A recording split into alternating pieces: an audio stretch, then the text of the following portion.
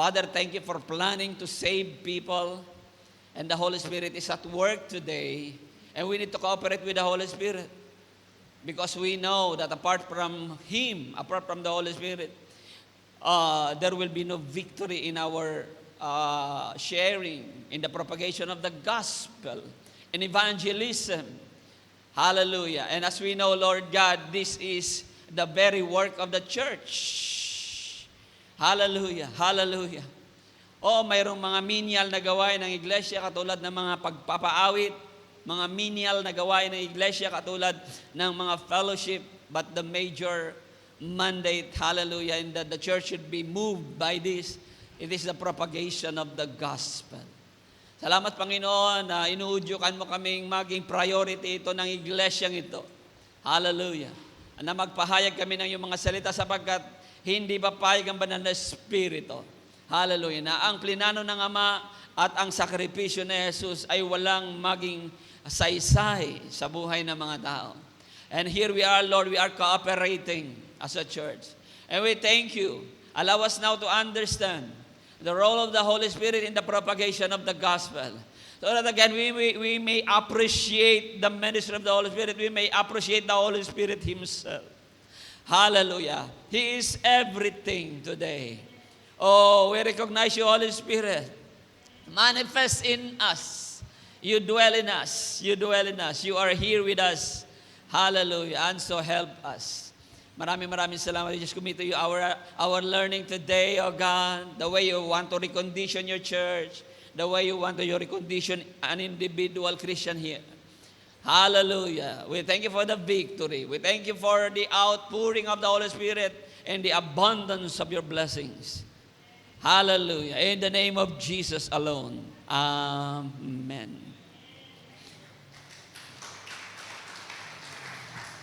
Okay. Let me go back to what I shared with you the last time, the word study about belly in the slide number 3. Sabi natin, iba yung infilling, iba yung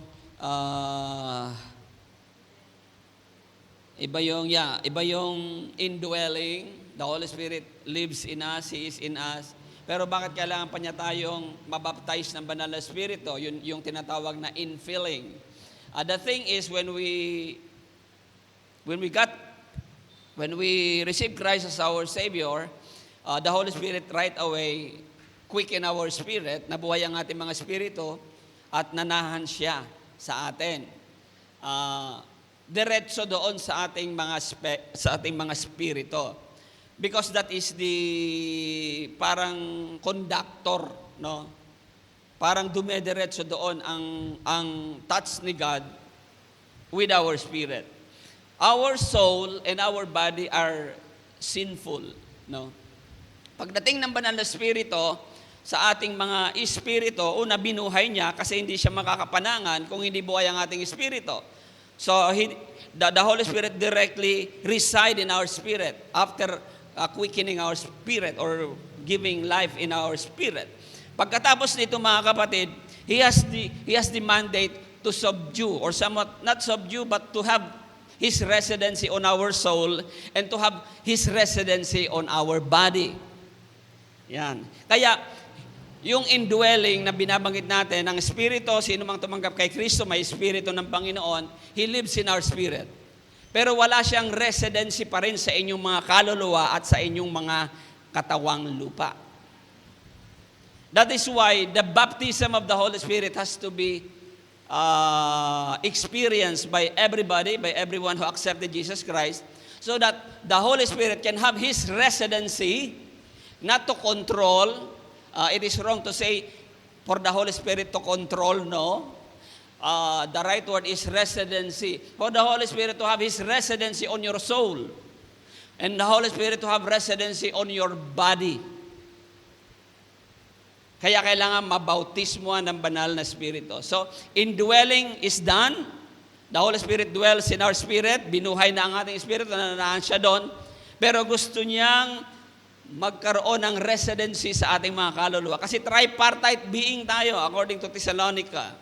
Tripartite being. Mayroon tayong kaluluwa, mayroon tayong espiritu, mayroon tayong kaluluwa, at mayroon tayong laman. No? Yung Espiritu, yun ang inuna ni Lord, but He wanted to have residency on our soul and on our body as well. Kaya kinakailangan maibabad. So when we study the word baptism, ibig sabihin immersion, ilulubog. So ano ang ilulubog sa atin? Completely our soul, including our body. That is why the manifestation of the Holy Spirit can be seen in the physical aspect. Kaya nung tiningnan ng mga tao doon sa Jerusalem, yung 120 disciples, kasama yung original 12 doon, nung nabautismuhan sila ng banal na Espiritu, mga kapatid, kitang-kita sa physical manifestation. Ano yung nakita nila sa physical manifestation? Sabi ng mga tao, itong mga taong ito, alas 9 pa lang, mga lasing na. Mga lasing na. Bakit? Kasi probably they know what is the appearance of a drunken person or a drunk man. Alam nila ang itsura, pasuray-suray siguro, parang nahihilo. And at the same time, they are speaking in tongues. The manifestation manifests also in the tongue. No, sa pamamagitan ng dila, sa pamamagitan ng parang sila ay mga lasing. Because the Holy Spirit takes residency this time not only on the Spirit, but this time because of the baptism, the infilling, He takes residency on the soul and He takes residency on the body. Bakit gano'n ang gusto ng Diyos? Mga kapatid, kasi gagamitin tayo. Our spirit alone is not enough. He has to have residency in our soul. Yung pag-iisip mo. Yung katawan mo, kailangan may residency siya sa katawan. And you know what? When the Lord promised about the baptism of the Holy Spirit, sabi niya, He will baptize you in the Spirit and in fire. So, yun po yung promise sa banal na Espiritu at sa apoy. Ba't may kasamang apoy? Kaya nung nabautismuhan sila, mga kapatid, may dilang apoy na lumapag sa bawat isa sa kanila. Kasi, for the Spirit to take residency in our soul, and for the Holy Spirit to take residency in our body, our soul and body has to be purged with fire. Kaya may apoy. Hindi nawawala ang apoy sa manifestasyon ng Diyos. Nung makita ni Moses si God, nagpakita si God sa pamamagitan ng burning bush. And definitely, Moses was a little bit heated by that burning bush. Naiinitan siya. Well, fragile kasi tayo. Kaya medyo kailangan puspusin ng banal na Espiritu, manangan ng banal na Espiritu, and the fire of God should also come upon us in order for us to be more powerful. Naalala ko yung sa probinsya kasi pagka gumagawa ng mga kakanin, iniinit namin yung dahon ng saging. So what is the purpose? Bakit iniinit yung dahon ng saging bago gamitin pambalot? Kasi pag hindi mo iniinit yung dahon ng saging at ibinalot mo, nagka-crack, di ba? Nagka-crack. Kailangan padaanin sa apoy. Para sa ganun pag ipinambalot, wow, napaka-smooth at hindi nagka-crack. That is the illustration. Yung sa probinsya na naman, yung mga upuang ratan, hindi mo mabaluktot ang ratan kung hindi mo padadaanin sa apoy na naman. Ganon din ang bakal. Hindi na po purify ang ginto kung hindi padadaanin sa apoy. That is what the baptism of the Holy Spirit is accomplishing in us. The infilling. Kaya every Sunday we should be filled with the Holy Spirit, a time for reconditioning, so that when we work outside, of course we are the witnesses of God. We are ambassador of God. Hindi lamang doon sa mga gawain talaga, kundi pati doon sa trabaho ninyo. Ambassador din kayo ng Panginoon. So the fire is very important for us to be flawless in our ministry or in our Christian lives. That is why you will not wonder why fire is involved here. After all, ang sabi ng Biblia, our God is a consuming fire. Isa sa mga, God is love, yes, pero isa sa mga tawag sa Diyos ay, our God is a consuming fire. Isa rin sa karakteristik niya po yan. Kaya, binabaptize tayo ng Panginoong Jesus sa pamamagitan ng Banal na Espiritu at ng apoy so that we will have the power and at the same time we will be effective enough.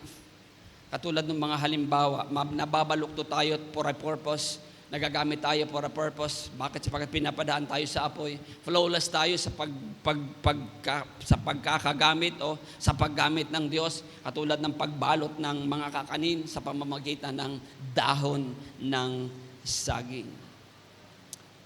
So, I'm working on the difference between yung infilling kasi, we're done with the indwelling. Yung infilling, sabi natin, dalawang uri. Pinupuspos tayo ng Banal na Espiritu. Una, sa tinatawag na paglago, which is slide number 4, the pleroo.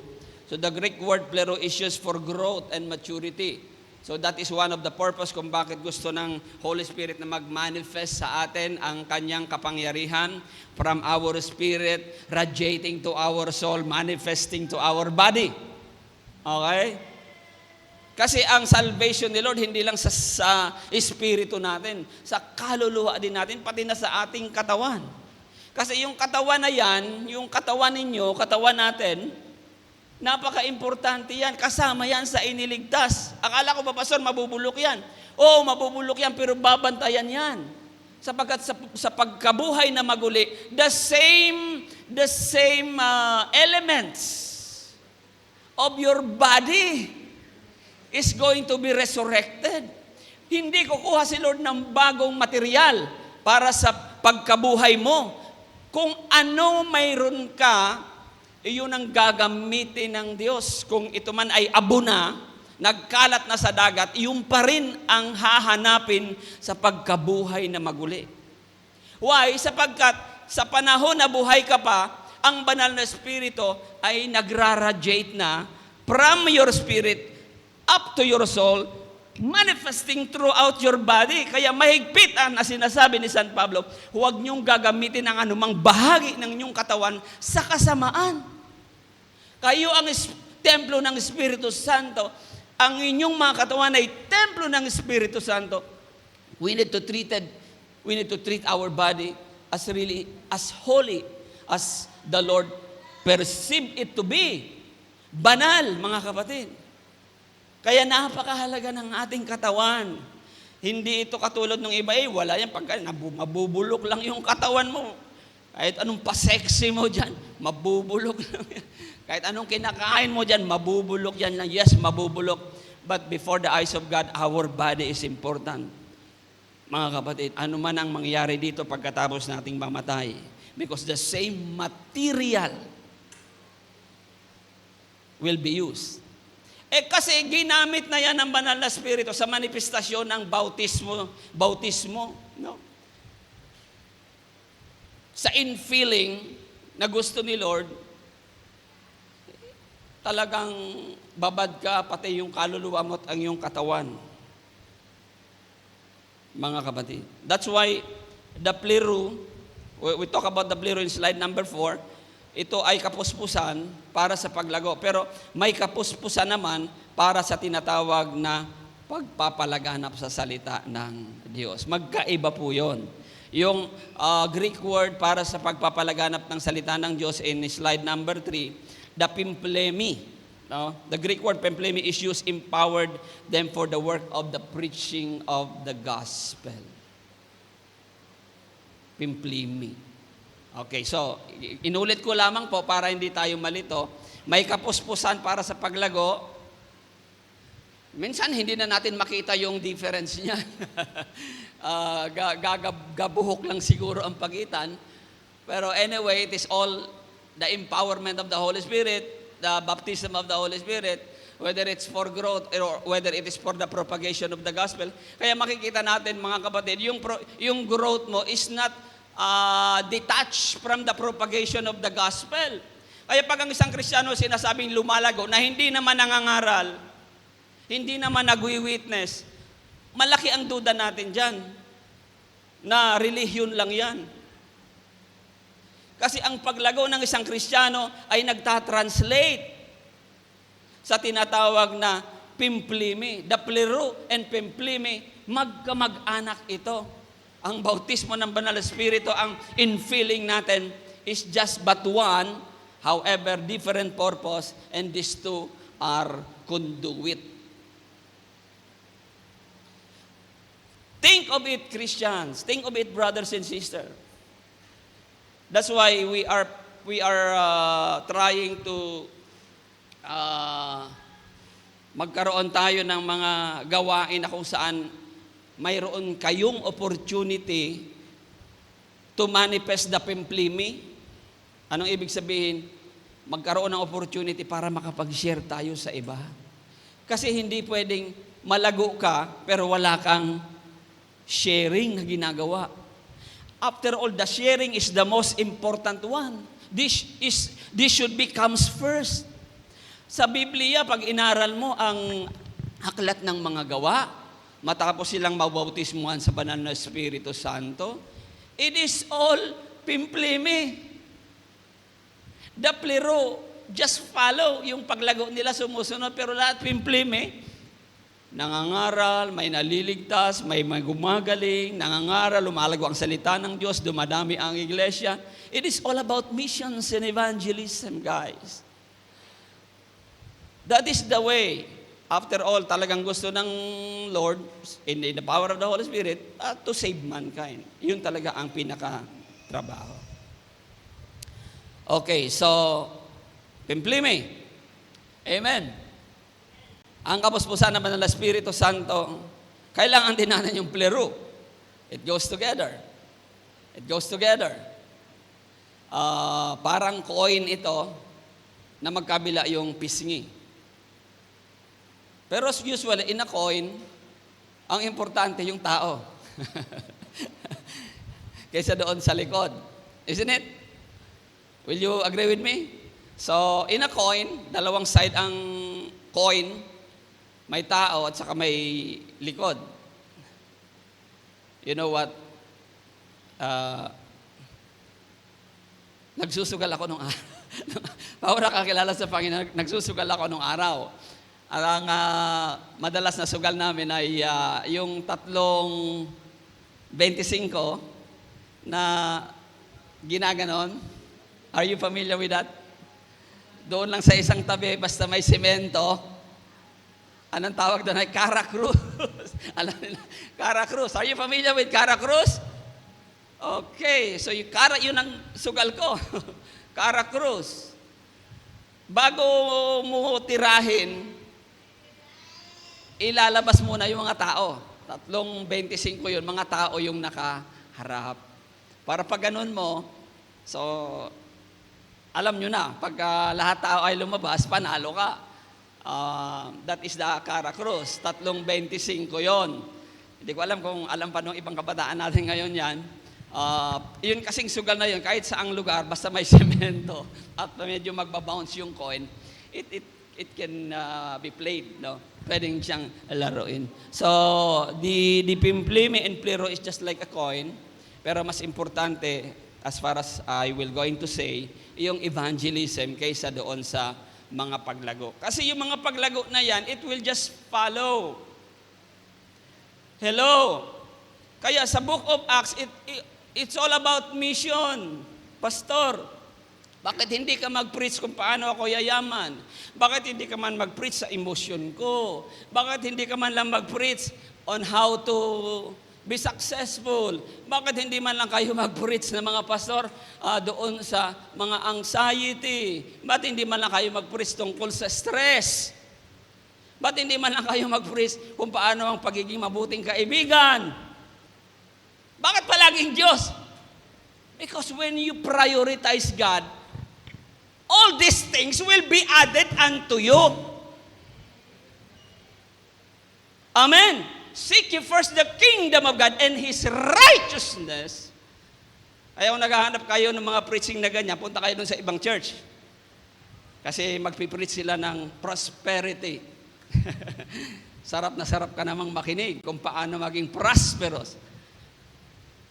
Successful in life, doon kayo pumunta. Ipipreach nila yan sa'yo. Pero I tell you, kung hindi mo uunahin si Lord, sisemplang ka lang. Sisemplang lang ang mga prosperity at mga successful in life na ipinapangaral ng iba. And people are looking for that also. Kaya nga marami pumupunta dyan kasi gustong-gusto ng tao yung mga prosperity, yung successful, yung beauty, yung sexiness, and everything about the physical. They want to hear about it. Stress. Pero actually, those are preventive. Piniprevent mo na lang. Kasi you fail already. That's why you are asking for success. You fail already, and so you want to hear success. Why did you fail? You did not prioritize God. Because when you prioritize God, everything will be added unto you. That is why the Bible, the book of Acts, talking about God and His mission. Wala namang nagko-complain sa kanila. Na gusto rin namin makarinig ng preaching kung paano magiging successful businessman. Ito na nga yung Holy Spirit na nga ang magtuturo sa atin yan lahat. If we will prioritize it. Well, may panahon din naman na kailangan pag-usapan yan. Mga kapatid, hindi ko naman sinasabi, hindi natin kailangan pag-usapan yung mga ganoon. Kasi nagiging bahagi rin naman talaga yan ng Biblia. Kasi ang tao nag-fail na. Ang Kristiyano nag-fail. Kaya pag nag-fail siya, preventive ang approach. Amen. Preventive ang approach. Di ba? Ano ang preventive na approach? Sabi ng Biblia, if you confess your sins, He is faithful and just to forgive you and cleanse you of all your unrighteousness. Why? Because the Christian already sinning. Kailangan din yon. Kailangan din yon. Kasi we are not perfect. Pero the best thing to ponder upon with priority is all about God and His missions. Si Jesus Christ na mismo nagsabi, this is eternal life that they may know you. Knowing God is eternal life. Knowing God is everything. Or rather, curative pala yung binabanggit ko kanina. No, I'm sorry. Curative. Curative na lang yung approach ng tao kasi, ayun nga, nagkasala na siya. Ano ngayon ang cure? Kaya ipapangaral, pagka nagkasala ka, umingi ka lang ng tawag kay Lord at patatawarin ka. Kinukure na lang kasi nagkasala. Pagka ikaw ay ang anxious na kasi. Pagka ikaw ang anxious, anong sabi ng Biblia? Huwag mong alalahanin ang kakainin mo. Those are curative. Pero hindi dapat, ang katotohanan, hindi ka dapat nagpo-fall doon sa anxious ka na, hindi ka nagpo-fall doon sa failure ka na, nagkakasala ka. Hindi ka dapat nagpo-fall doon if you will just prioritize God. Because when you prioritize God and His mission, particularly His mission, God and His mission, everything will be prevented. Maiiwasan. Kaya sabi ko sa inyo, when you come Sunday after Sunday, yung aberya, sa Lunes, Martes, Miyerkules, maiiwasan natin. Bakit? Because we seek first the kingdom of God and His righteousness, and all these things will be added. Maiiwasan mo ang aksidente kung ikaw ay sasamba sa Panginoon. Pero kung hindi ka sasamba sa Panginoon, mapagnanakawan ka. Pero hindi ko naman sinabi, Pastor, hindi naman napagnanakawan ng Kristiyano, napagnanakawan pa rin. Lalo't niloloob ng Diyos para ikaw ay subukin. Pero madalas, maiiwasan natin ang mga aberya kung uunahin natin ang tungkol sa Diyos. Because knowing God is eternal life. When we talk about eternal life, it is a good life here on earth as well as in heaven. Yung eternal life na pinag-uusapan natin, hindi naman yan doon lang sa langit. The moment you accepted Christ, you have eternal life here. And you are in the hands of God. Everything is well. Everything is good. In the Lord's timing, in the Lord's will. Maliban na kung sinusubok tayo ng Panginoon. Mga kapatid. That will going to be the exemption. Akala ko ba, Pastor, pagka inuna mo si Lord, idadagdag. O asan itong taong ito, wala namang dagdag na nakikita sa kanya. Sinusubok siya. Amen? Iba ang pagsubok niya. Huwag mong pakialaman. Pakialaman mo yung sarili mo, unahin mo ang kaharian so that everything will be put in place. Seek ye first the kingdom of God and His righteousness. Kasama po yung mga gawain natin sa Panginoon. Hallelujah. Hallelujah. Kaya yung infilling of the Holy Spirit that we are talking about, the plero in the pempleme is needed by every Christian every Sunday. No, every day actually. Kasi yung kapuspusan ng Banal na Espiritu, ang atas diyan, mapuspos kayong lagi. Amen? Pag sinabing lagi, walang limit yan. Hindi lang yan actually every Sunday. Pero dahil busy tayo, sabi nila magtrabaho kayo ng 6 na araw, isang araw sa akin. So, minabuti ng Lord na every Sunday, mapuspos tayo ng Banal na Espiritu. But if you have chance, Monday, Tuesday, you can be filled with the Holy Spirit. After all, He is not far from us. He is just within us.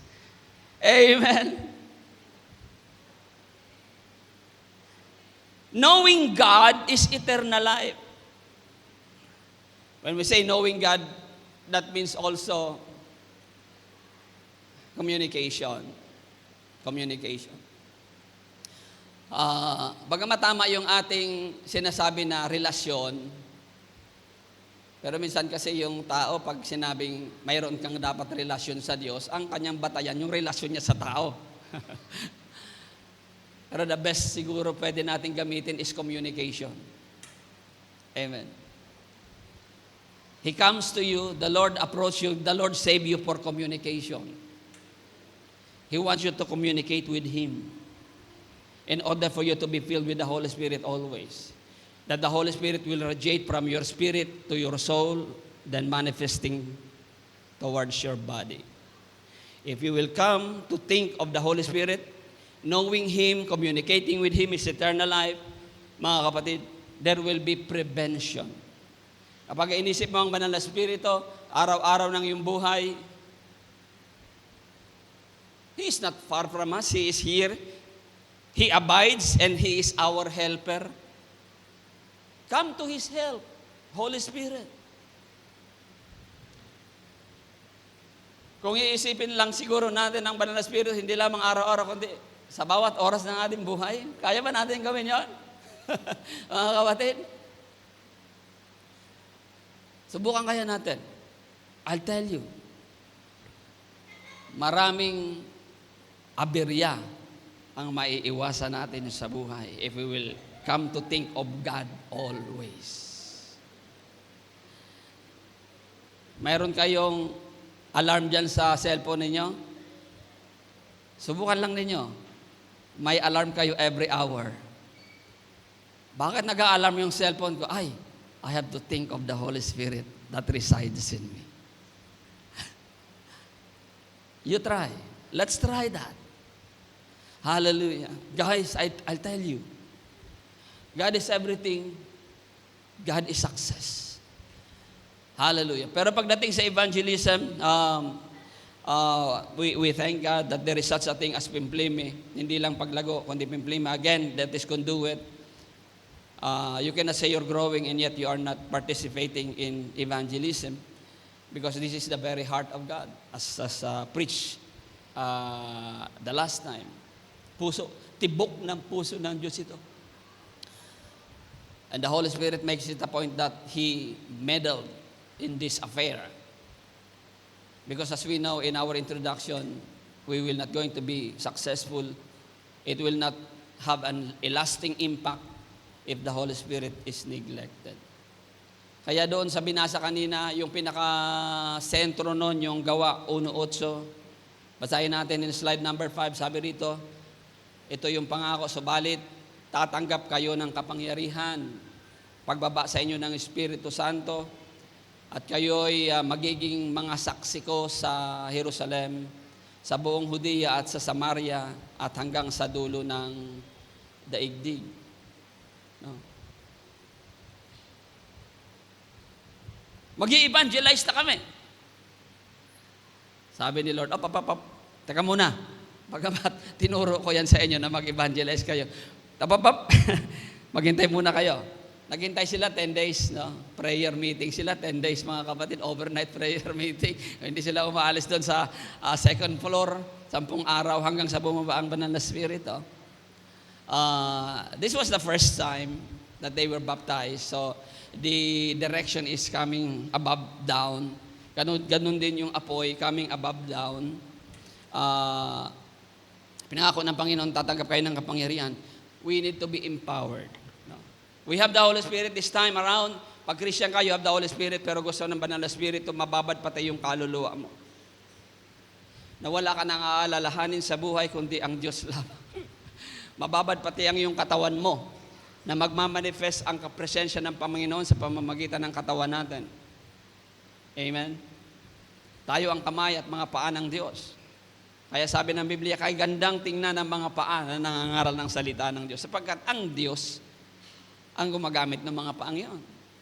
Mga kapatid. So, this is the very reason why the Holy Spirit would like, sabihin na natin, gusto niyang makialam sa evangelization ng iglesia. Tayo lang ang nag-i-chopper sa Kanya. In the past, mukhang ina-chopper natin ng Holy Spirit. We rely on our own strength. We rely on our plan. We rely on what to do because alam na natin yun. Alam natin mag-house to house, mag-tract distribution, mag-share. But we are not relying much on the Holy Spirit. Ito palang Holy Spirit na ito, gusto palang makialam. Amen. Hallelujah. Oh, hallelujah. Sa outline natin mga kapatid, mga kahulugan natin tutukoy sa nakapangyarihan ayon sa aklat ng mga gawa. Ano ba ang pag sinabing bababa ang kapangyarihan? Ano ang kahulugan nun, Pastor? Yung mga Kristiyano ba ay makakalipad na? Tandaran, tandaran, tandaran. Yung kapangyarihan. Ano ba ibig sabihin ng kapangyarihan, Pastor? Yung mga Kristiyano ba pagka ginanon, matutumba lahat ng mga tao. No, ganun siya kakapangyarihan. So, syempre, ang pagpapaliwanag natin, nung sinabi ni Lord, tatanggap kayo ng kapangyarihan, tingnan natin kung ano yung mga kasunod na mga pangyayari na masasabing, ito yung kapangyarihang tinanggap nila. Amen? Hindi yung kapangyarihan ng superheroes na alam natin. Una, meron tayong katapangan, karunungan, mga himala, pangunguna at paraan ng kaligtasan. Ito yung mga definition ng sinabi ni Lord that you will receive power. Amen? Okay, number 1, katapangan. Yung una pala dyan, mga kapatid. Nung sinabi ni Lord, tatanggap kayo ng kapangyarihan, pagbaba ng Espiritu Santo sa inyo, yung kapangyarihan pala na yon, number 1, katapangan. Saan? sa pangangaral ng salita ng Diyos. Ayun pala yung power, mga kapatid. Bakit? Okay, so power, boldness, katapangan, letter A, under number 1, under boldness. The disciple received boldness after Pentecost. That is in Acts chapter 2, verse 1 to 4. Dati, mga duwag sila. Ayan, duwag. May kilala ba kayong duwag? Tayo noon. Mga duwag tayo. Takot tayo mag-share. Diba? Mayroon pa ba ritong takot mag-share? Taas ang kamay. Natatakot pa rin mag-share. Nininervyos pa rin. Lalong-lalo na pag i-reject. Marireject. Pastor Manny, marireject. Wala na pong natatakot. Wow, praise the Lord. You have the Holy Spirit in you. You have the power in you. Thank you, Lord. Di ano pang hinihintay natin? Let's go. Kung wala nang natatakot na mag-approach ng tao at marami pa tayong gagawin, mga kapatid. Akala ko yung palengke na Marikina, maliit lang, ang laki pala. Kulang na kulang yung dinala naming mga polyetos. Sa susunod, dadamihan natin. Para talagang masaturate. Hindi lamang yung mga tendera, kundi pati yung mga mamimili. Kaya kung hindi na kayo takot, mag-share ng Word of God, na-receive nyo na ang power of the Holy Spirit. Because the power of the Holy Spirit, number 1, boldness. So yan po yung nangyari. Dati yung mga disciples takot, nagtatago sila, nagsipaglayasan nga sila nung ipinako na si Kristo sa krus. Pero alam nyo, nung mapuspo sila ng banal na Espiritu, nung sila'y mabautismohan sa banal na Espiritu, ang tatapang na nila, mga kapatid. Tingnan pa natin ang katapangan nila, letter B. Peter's boldness on the day of Pentecost in Acts chapter 2, 14 to 41. He preached. Si Pedro na mangingisda, nangaral sa mga matataas na tao. Nangaral siya hindi lang sa matataas na tao, kundi sa napakaraming tao. Hallelujah. What happened to Peter? Peter received the power. Mga kapatid, kaya pag nabautismohan ka ng Espiritu Santo, masabi mong nabautismohan ka ng Banal na Espiritu sapagkat hindi ka na natatakot.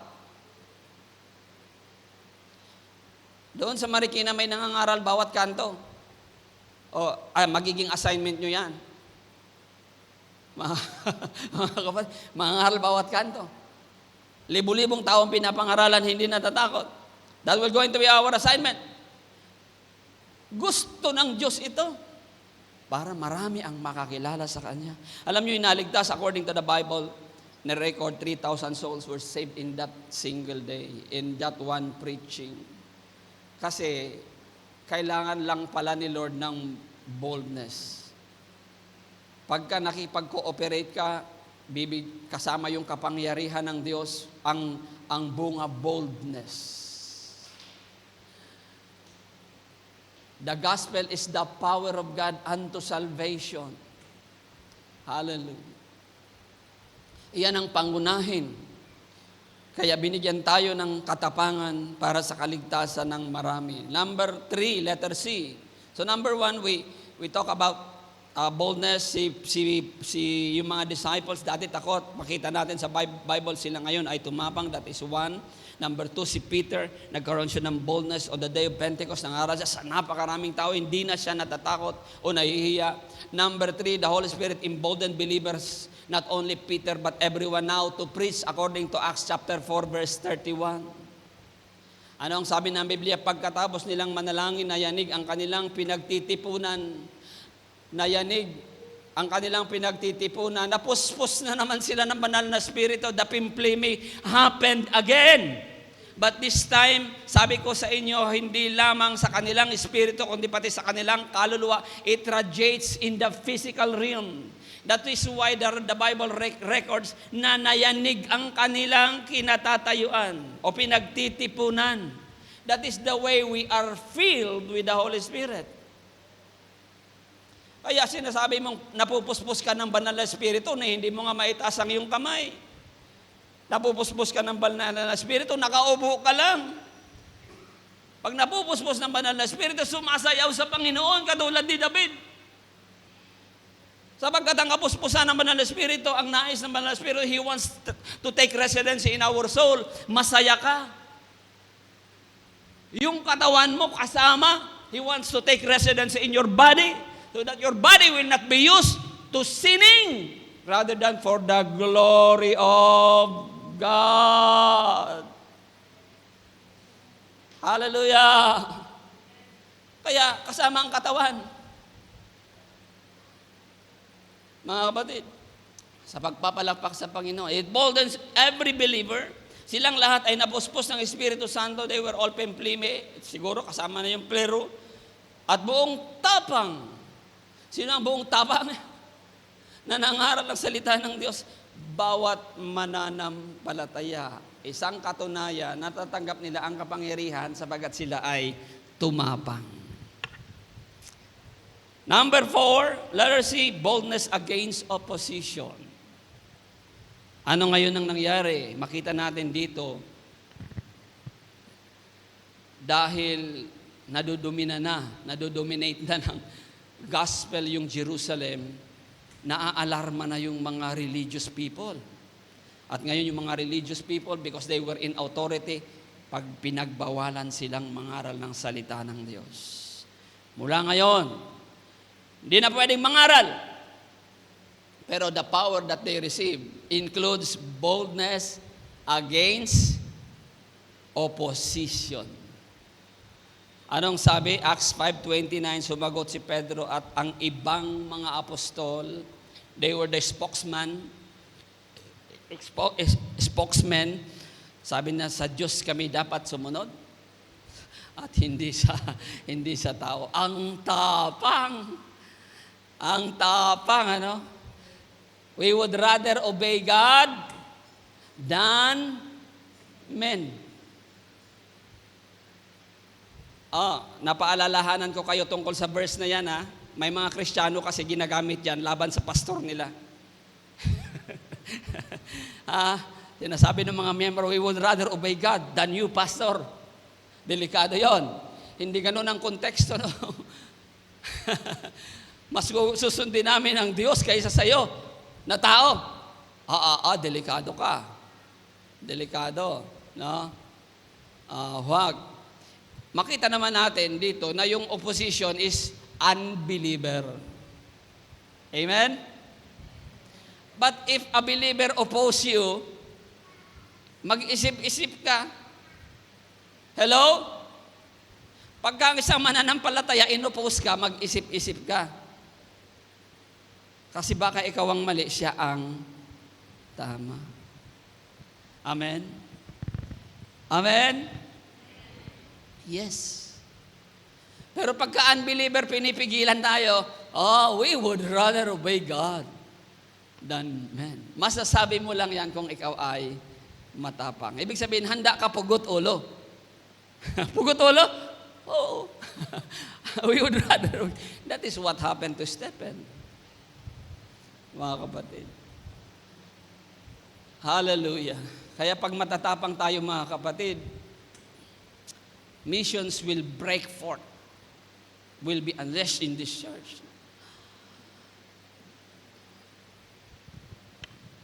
Kasama yung tapang dyan kahit walang kainin.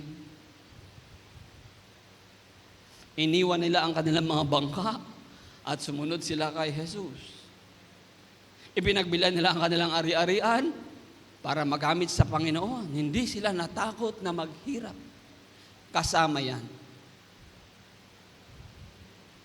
Ganun ang mababasa natin sa Biblia, mga kapatid. Hindi sila natatakot ano man ang mangyari sa kanila sapagkat alam nila ang Diyos ang may hawak na ng buhay nila. Hallelujah! Kung yung tithes mo lang ayaw mong ibigay kasi natatakot ka, wala ka ng panggatos the next day. Ano pa kaya kung harapin mo si Mayor Maan Teodoro? Mga kapatid, o kaya isang matapang na nagbabawal na mangaral tayo ng salita ng Diyos. Natatakot kang mainitan, natatakot kang pawisan, magkasakit. Sino rito ang natatakot magkasakit sa paglilingkod sa Diyos? Taas ang kamay. Umuwi na kayo. Uwi.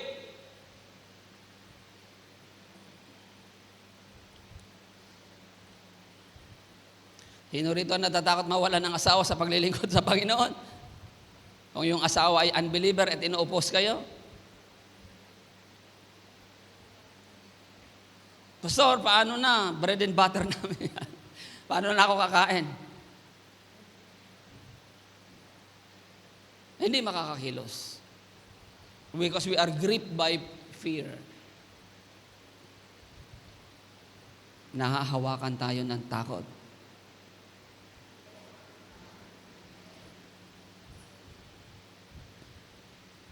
Mapupuyat ako, ang aga-aga naman.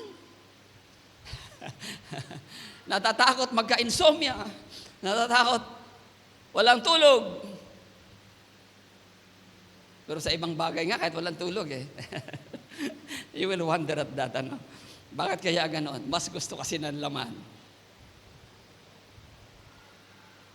kaysa sa gusto ng Spirit. Tulungan tayo ng Diyos, mga kapatid. We are all vulnerable with this. Pero anong ipapangaral ko sa inyo? Yung vulnerability natin? Hindi. Kundi yung anong ideal. Pag tumigil na ako sa pangaral ng ganyan, wala na. Mga kapatid, ako may kahinaan din. Kayo may kahinaan. Pero anong ipipreach natin? Yung ideal. Ano yung tama? Amen? Kasi pag nag-preach na tayo na kung ano yung gusto ng laman natin, wala na, that's the end of our church. Mag-preach tayo, gawin natin ang ating gawain ay ano na lang, yung gising na kayo lahat. Anong oras ba kayo gising? Pastor, ako kasi gising ako alas 12. Alas 12 gawain natin. Matulog kayo hanggang alas 12. Pastor, ayoko maglakad. Ayokong napapapawisan. Pwede doon yung gawain natin sa lugar mo. Doon natin gawin. At wala tayong pambayad. Oh, hallelujah. Boldness against opposition. Alam ni Lord kasi i-oppose ang propagation of the gospel. I-oppose ni Satan, i-oppose ng sanlibutan, i-oppose ng laman mo. Kaya gusto ni Lord, pati laman mo, mapuspos. Para yung laman mo, hindi na makikialam, susunod na lang sa kagustuhan ng Diyos. Ang mga taong puspos, sila yung mga humahayo. Sabagat ipinasakop nila ang kanilang mga laman, ang katamaran ng kanilang mga laman, ang kalayawan ng kanilang mga laman sa kagustuhan ng banal na Espiritu. At hindi sila natatakot anuman ang mangyayari. May sipon ako, Pastor, baka matrigger maging trangkaso. Pag trinangkaso ka dahil sa paglilingkod sa Panginoon, namatay ka sa paglilingkod sa Panginoon. That is the best! Kung namatay ka sa kapupuyat sa cellphone mo, hindi kami matutuwa. Lalo na ang Diyos.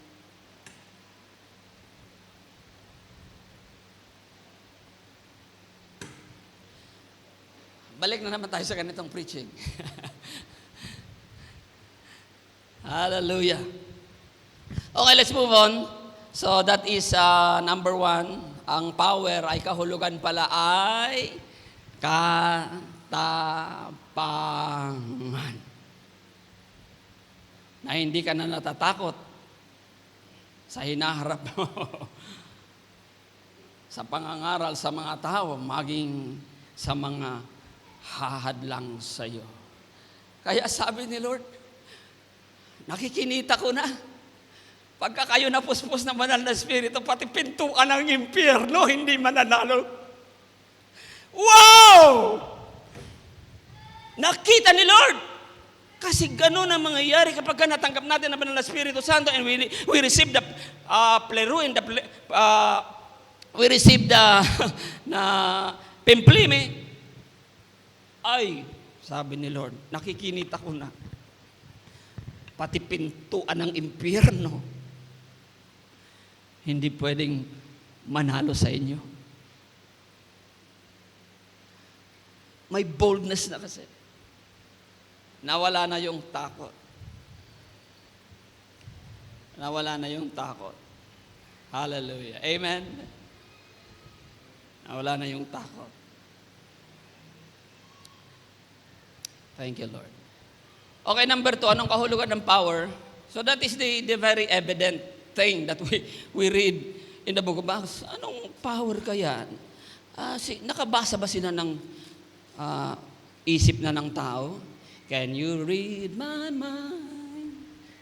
Si Superman, ano? Wala naman tayo nakita rito, nakakabasa na ng isip ng tao yung mga disciples. Wala. Hindi ganun yung power na tinanggap nila. Ano? Ano yung power na tinanggap nila? Boldness. Number 2, power. Ano ang kasunod na power? Wisdom. Karunungan.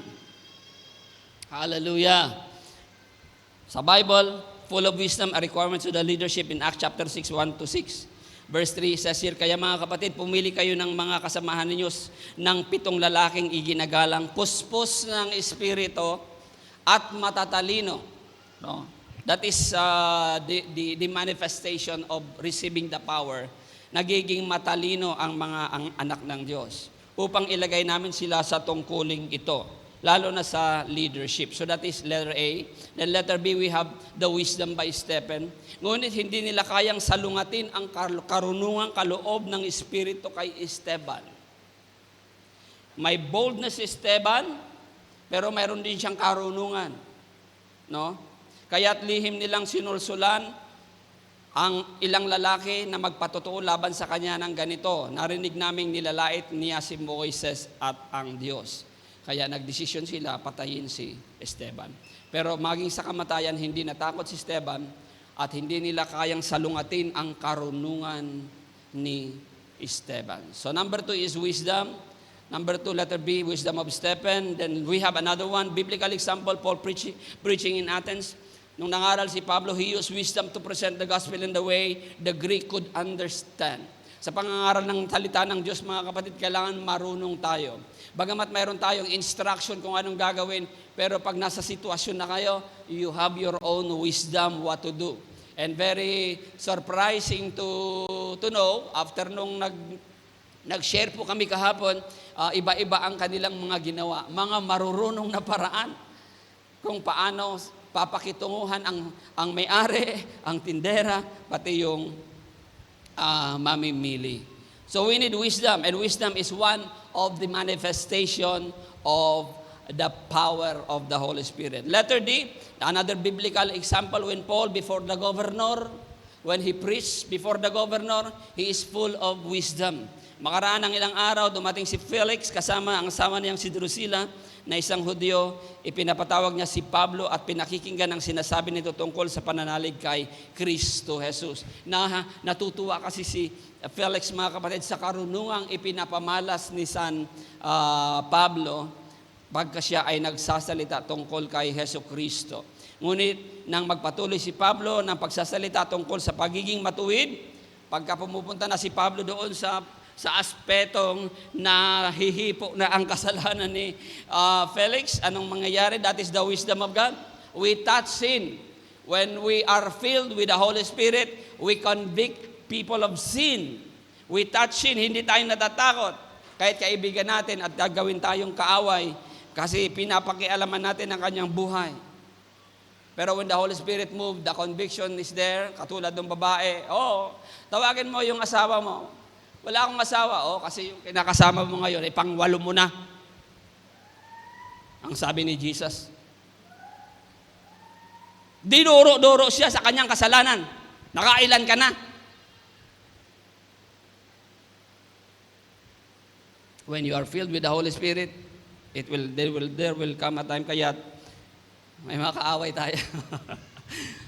Yung hindi tatawagin ng Panginoon, magiging kaaway natin. Pero pagka naduro natin sila sa kanilang kasalanan at nagsisi sila, magiging kaibigan natin.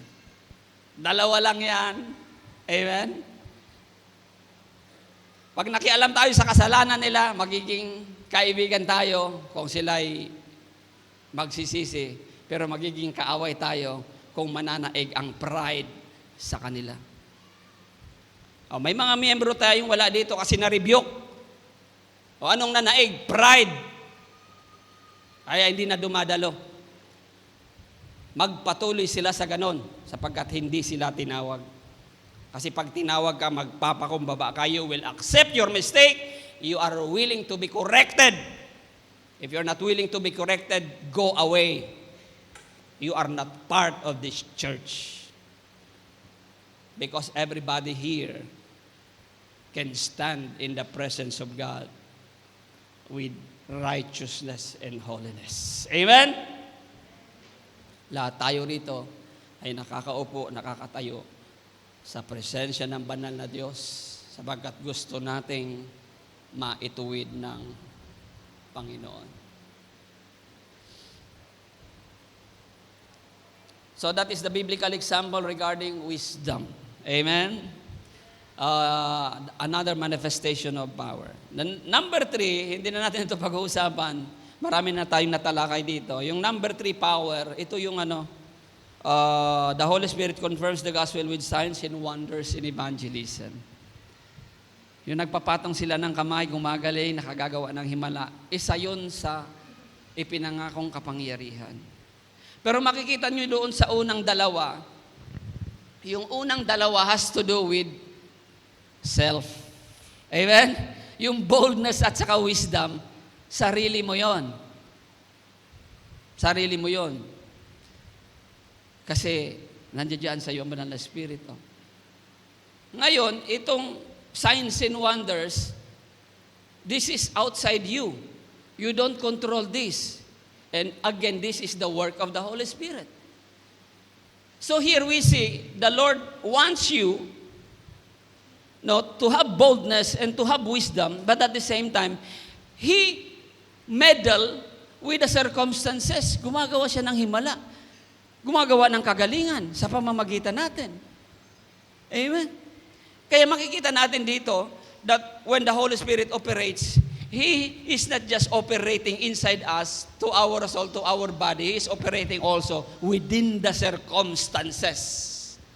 Amen. Gusto talaga niyang makialam para mas maganda ang outcome ng mga pangangaral ng salita ng Diyos.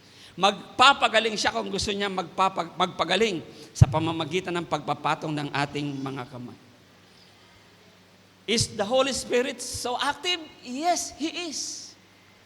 In us and even outside us, within our circumstances. Number 4, we see here also in the book of Acts, na yung pakikialam ng banal na Espiritu, it's a positive pakikialam.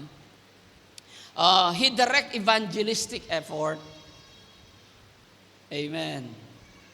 So let's again understand who is the Holy Spirit. When it comes to evangelism, siya ang nagdidirect sa mga evangelistic effort. He leads us to the right places and the right people. Dinadala tayo ng banal na Espiritu sa tamang lugar at sa tamang mga tao. Kayo, anong gagawin ng church? Holy Spirit, lead us, I pray. Lead your church to where to evangelize, where to do missions. Why? Because in the Bible, we will be seeing that the Holy Spirit is directing the church as far as evangelistic efforts is concerned. He is the one leading the church to the right places and to the right people. So here are the proof. Number 1, the Spirit lead Philip to the Ethiopian eunuch. So evangelism is most effective when we follow divine direction. Si Philip ho kasi, pinadala ni Lord ng Banal na Espiritu doon sa lugar kung saan dadaan din yung Yunoko at nakapag-share siya doon sa Yunoko. Yung Yunoko naman, isang mataas na tao ito sa Africa, alalay ito ng isang queen sa Africa, nakakilala sa Panginoon. Kaya malamang yung Africa, kaya nagkaroon din ng mga mananampalataya sa Africa because of this eunuch. Ano itong eunuch na ito? Nakakilala sa pamamagitan ni Philip na bautismuhan, nakakilala, naligtas. Why? Because Philip was directed by the Holy Spirit. Direction. Number 2, He leads us to the right places and right people. The biblical example is Cornelius, the divine encounter. Si Cornelius, mga kapatid, sa mabuting tao, but the Holy Spirit directed the servants of God to his place. Si Pedro. So, the Holy Spirit arranged Peter's visit to Cornelius leading to his household conviction. Nakakilala ang buong sambayanan ni Cornelius sa pamamagitan ni Pedro, pero inutusan ng Banal na Espiritu si Pedro na pumunta sa bahay ni Cornelius. At this point in time, involved pa nga ang mga anghel. But it is the Holy Spirit. So the outcome, they were all saved. It is the heart of the Holy Spirit to save mankind. Whenever He directed His servants, salvation happens. Kapag pinangunahan ng Banal na Espiritu, naliligtas. Ito ang kapangyarihan na ibinigay sa atin, na pangunahan ng Banal na Espiritu. Hallelujah. This time around, it is not us. It is the outside circumstances, because the Holy Spirit knows whom harvest is already ripe, whom trees or fruits is already ripe for the harvest. Doon tayo dadalhin ng Banal na Espiritu. Doon sa hinog na, mga kapatid. Letter C, He leads us also. This time, Paul was forbidden by the Spirit to go to a certain place. Ang Espiritu mismo ang nagsalita in verse 6, in Acts chapter 16, verse 6, sapagkat pinagbawalan sila nino ng Espiritu Santo. Wow! Is the Holy Spirit active in the propagation of the gospel? Yes. Pablo, wag muna kayo dyan. Hindi pa maliligtas yung mga tao yan. Huwag muna kayong pumunta. Amen! That is why we need to be like this with the Holy Spirit. Ano ibig sabihin pag ganito? Dapat ganito tayo close sa Holy Spirit. We need to cherish our, yes, as I said, relationship is the correct word also, but communication. We need to cherish the communication with the Holy Spirit, guys. Hallelujah. Kung ayaw ninyong ma-waste ang 80% ng inyong buhay, think of the Holy Spirit always. What we have now, I believe, is just but 20 to 50% of success of what the Lord wants you to have. Why? Because we have neglected the direction. The direction is not only, I believe, in the preaching of the gospel, but the direction in our pleru, for our growth. That's why the infilling, yung mabautismohan tayo ng Banal na Espiritu, hindi lamang para sa pangangaral. Pangunahin yon at the same time sa ating growth. Hallelujah. I believe that. Let's do that, people. No? Cherish your communication with the Holy Spirit. Because He is our guide. He dwells in us. Amen. He is inside you. Allow Him to radiate in your soul and in your body. This time, if you will walk in the Spirit, you will not walk in the flesh.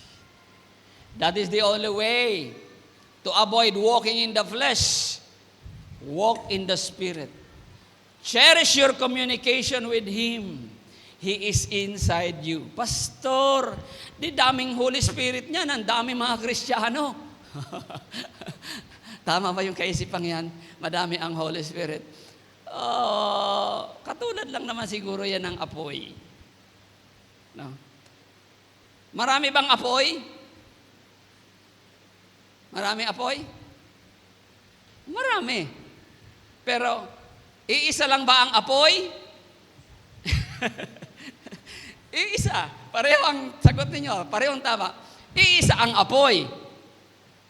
Pag hindi nakakatupok yan, hindi yan apoy. Pag hindi nakakaluto yan, hindi yan apoy. Pero marami ang apoy. Sa bawat kusina ninyo, may apoy. And so with the Holy Spirit. Iisa lang ang Espiritu. Nananangan sa bawat isa sa atin. Let's cherish our communication with Him. Gawin natin siyang BBF. Ha? BBF ba tawag doon? BF lang. Best of best friend, BBF. BBBF. Ano naman BBBF?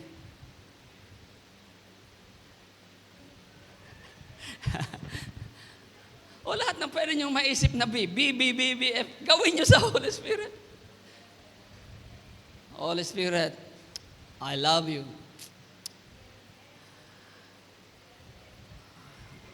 Pwede ba natin damahin ang Holy Spirit inside us? People. Hallelujah. We always want you to manifest in my soul. We want you always to manifest in my body. That is the only way we will not walk in the flesh. If we will come to think of you always. Anong ginagawa ng mga cellphone ninyo? Maglagay ng reminder. I'm not asking you to pray. I'm just asking you to, pag tumunog yung ano ninyo, ay, may kasama pala ako. Andiyan ka pala, Holy Spirit. Hallelujah. And He is so active in the propagation of the gospel. He direct. Marunong siya magbawal. Pops! Pero siyempre, kailangan mo nang marinig natin ang boses niya, no? Ma-distinguish natin. Kasi daming boses ngayon, daming sounds. Pero marirecognize mo ang Holy Spirit pagka ganyan kayo. Alam mong Holy Spirit ang nagsasalita. Be close. Daming boses, ang sabi ni San Pablo. Pero, ang may pandinig ay makinig sa sinasabi lang ng banal na Espiritu. Ang sabi sa Biblia. Hallelujah. And I tell you, hindi lamang ito magiging totoo sa Pimplimi, kundi pati sa Plerub. Hindi lang ito magiging totoo sa pangangaral ng salita ng Diyos na nakikialam ang banal na Espiritu. Pablo, wag muna dyan.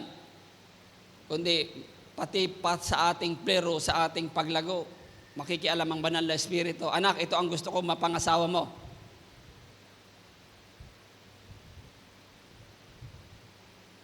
Anak, ito ang gusto kong business mo.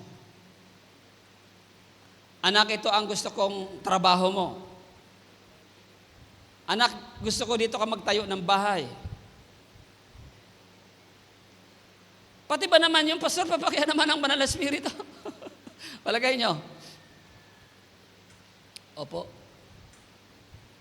Kasi ang sabi ng Biblia, in all your ways, acknowledge Him. Hindi tayo pwedeng magkamali sa isa. Kasi pag nagkamali tayo sa isa, magiging kawing-kawing ang problema. Namali ka sa napangasawa mo. Magiging kawing-kawing ba ang problema? Yes. Namali ka sa pinasukan mong negosyo, kapartner mo. Magiging kawing-kawing ba ang problema? Yes. Namali ka sa tinayuan mo ng bahay, magiging kawing-kawing ba ang problema? Yes. Andyang bahain ka, andyang lindulin ka, andyang makaranas ka ng soil erosion, andun yung mga kapitbahay mo yung naging mga masasamang tao. That is why we need to hear the Holy Spirit not only in the propagation of the gospel, but in our growth as well. Learn to listen to the Holy Spirit. He talks. Amen? Nagsasalita ba ang Banal na Espiritu? Obvious. Verse 6, sapagkat binawalan sila ng Espiritu. Pablo. Well, in Acts chapter, if I'm not mistaken, chapter 15 or chapter 13, ang sabi ng Banal na Espiritu, ihiwalay mo si Barnabas at saka si Silas. Ikaw naman, Pablo, magsama ka ng iba. It was the Holy Spirit who talks. Paano kaya napapakinggan ng Holy Spirit, mga kapatid? Nagsasalita ba siya katulad ng pagsasalita ko? Pwede. Pag nangangaral lang isang pastor, ang mga mangangaral, maaring nagsasalita ang Banal na Espiritu. Pero more than that, the Holy Spirit can be hearken inside you. Ang sabi nila, napakalumanay ng boses ng Banal na Espiritu. Sa sobrang lumanay nito, natatabunan nito ng ibang mga boses. Magtrabaho ka, wala ka nang kakainin. Pumunta ka doon sa ganitong lugar, inaasahan ka doon. Malalakas ang boses ito, pero ang boses daw po ng Banal na Espiritu ay napakalumanay. Na kahit pagka hindi mo kilala ang boses niya, hindi mo siya mapapakinggan. Ang sabi nila, still small voice. Because the Holy Spirit is gentle as a dove. Hindi niya ipipilit, pero kung papakinggan mo siya, mapapabuti ka. Hallelujah. Binawalan sila ng Espiritu Santo. Naalala ko yung karanasan ni Elijah. Akala ko si Lord nandun sa kulog. Wala. Akala ko si Lord nandun sa unos. Wala. Nasumpungan niya yung boses ng Diyos sa napakaliit na boses.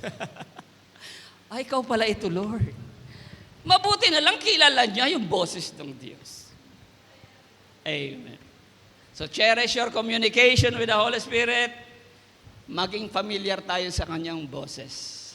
At mapapabuti tayo sa lahat ng aspeto ng ating buhay, sa pangangaral pati sa mga practical na kalagayan ng ating buhay. Sapagat hindi tayo pwedeng magkamali sa isa. Ang pagkakamali sa isa ay magiging kawing-kawing na problema sa mga susunod na araw. Ituwid na ang dapat ituwid, mga kapatid. Amen? Uulitin ko, baka hindi natin natatamo ang 100% na talagang blessing ng Lord sa atin kasi nami-miss natin ito by neglecting the Holy Spirit. And we are just receiving the 30% of it. Pinag-uusapan ng korupsyon sa baha, sa kalsada, sa prevention sa pagbaha. Ang sabi ng isang mayor, ang napupunta lang talaga sa proyekto ay 30%. Saan napunta yung 70? Yung 40, according to him, sa congressman. Yung 20, sa contractor.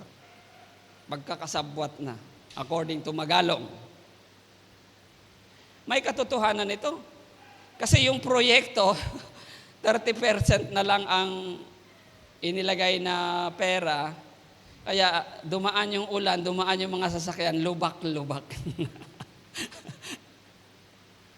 Gusto niyo ba 30% lang natatanggap niyo sa Panginoon ng mga blessing? We cannot afford. We want 100%. Listen to the Holy Spirit. Maging sa pinakadetalye ng buhay natin, pwede nating sangguniin ang Banal na Espiritu. Pastor, grabe naman na yan. Di ba binigyan tayo ng katalinuhan na ni Lord? Bakit isasangguni pa natin kay Holy Spirit yan? Palagay nyo. In all your ways nga. In all your ways, no?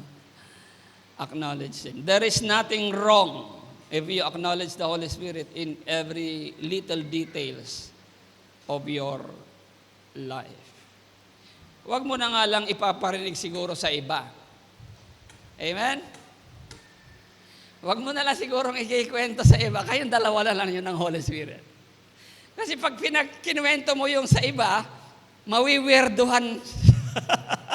Mawiwirduhan sa inyo. Biruin mo, tatanong mo sa Holy Spirit kung ano ang lulutuin mong ulam mamayang tanghali.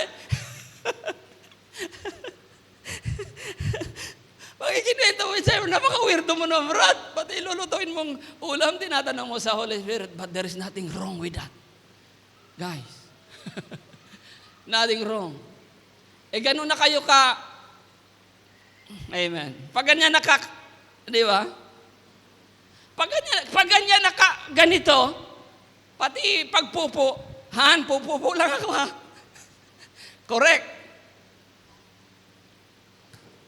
Yes.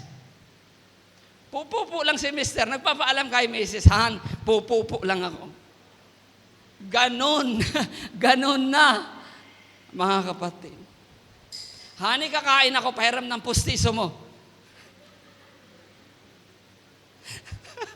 Ganon na.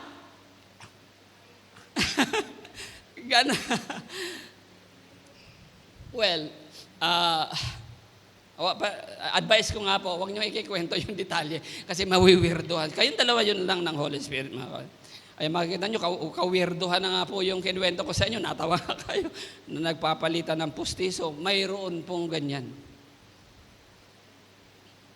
Di makakain si Mister kasi hinihintay matapos si Mrs.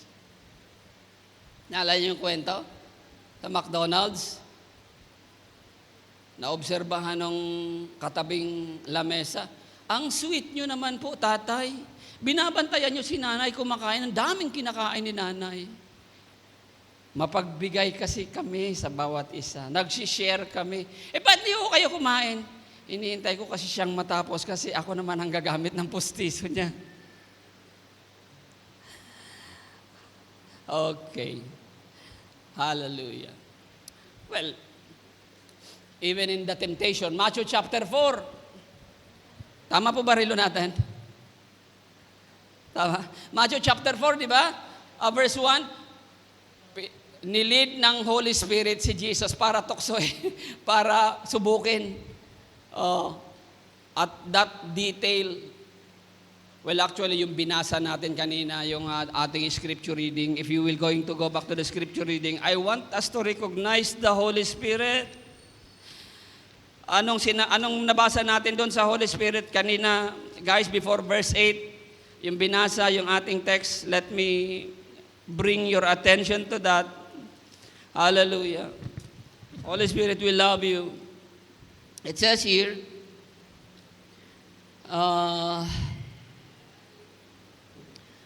can you help me? Okay, chapter 1, verse 5. Chapter 1, verse 5. Si Juan ay nagbabautismo sa tubig. Okay, mentioning the Holy Spirit there, but that is not the one. Before verse 8,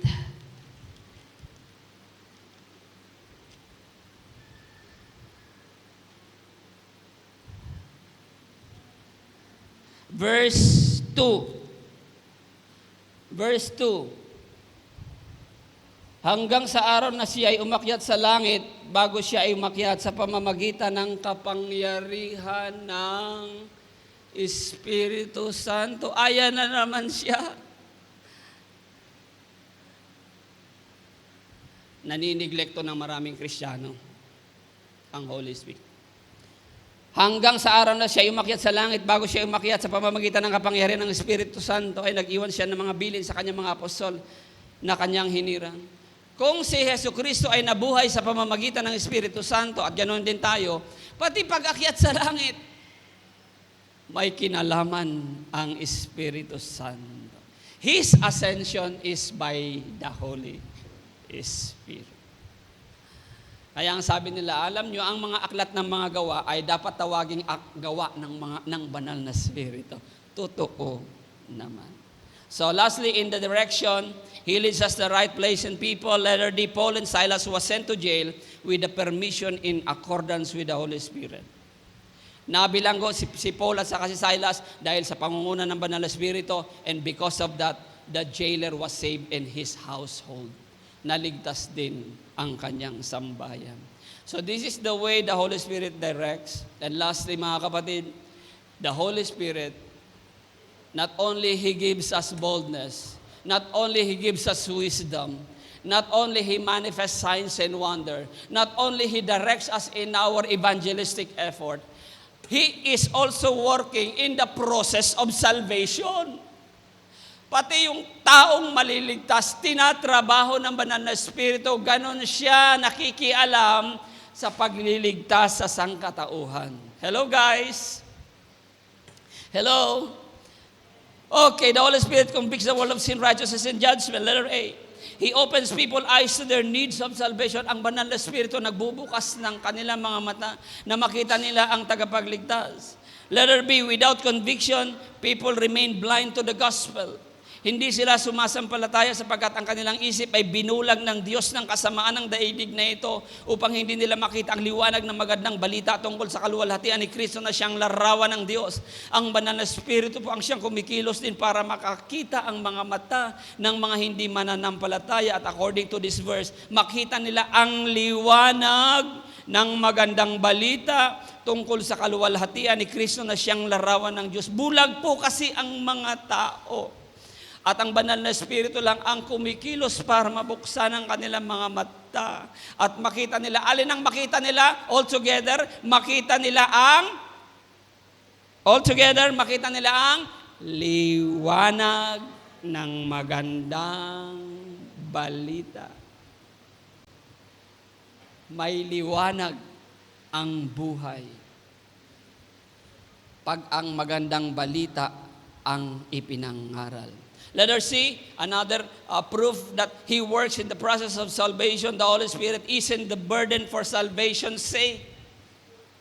Para sa kaligtasan, in Acts 15 verse 28, nag-uusap-usap ang mga leader kung ano ang ipapataw ng mga bawal sa mga pagano. Ang sabi ng banal na Espiritu at ng mga leader ng iglesia, sapagkat minabuti namin at ng Espiritu Santo, nagwag na kayong atangan ng iba pang pasanin maliban sa mga bagay na ito na talagang kailangan. The Holy Spirit isn't the burden just for the people to be saved. He works in the process of salvation. Ganito siya, pakialamero. Kailangan sapagkat walang maliligtas kung hindi siya makikialam.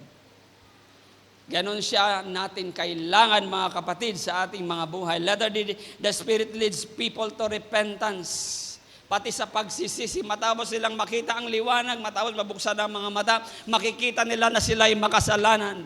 Pag nakita nilang sila'y makasalanan, anong kasunod? Ang banal na Espiritu ngayon ay kikilos sa buhay nila upang sila ay magsisi. Katulad din natin ng mga mananampalataya. Sa mga hindi pa nakakilala, ganun din, higit pa ang ginagawa niya. Verse 18, chapter 11, nang marinig nila ito, tumigil na sila ng pagtutuligsa.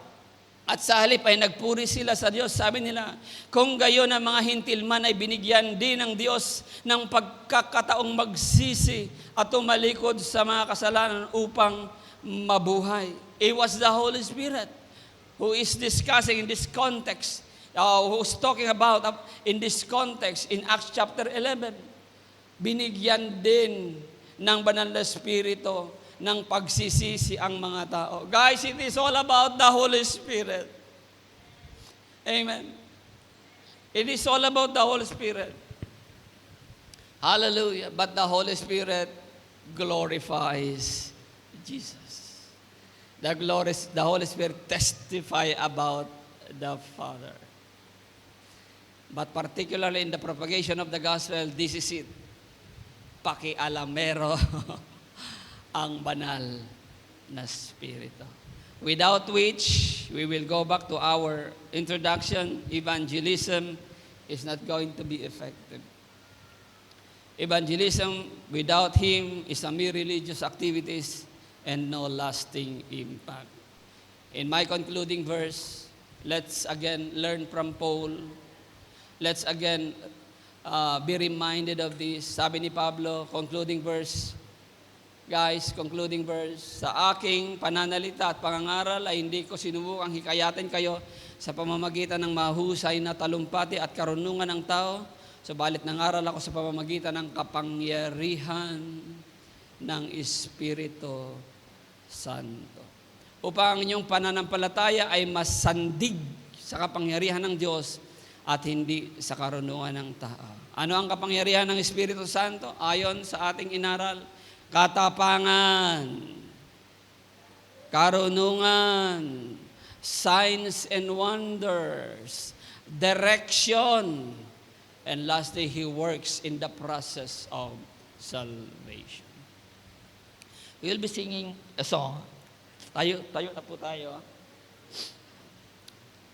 Let's allow the Holy Spirit to manifest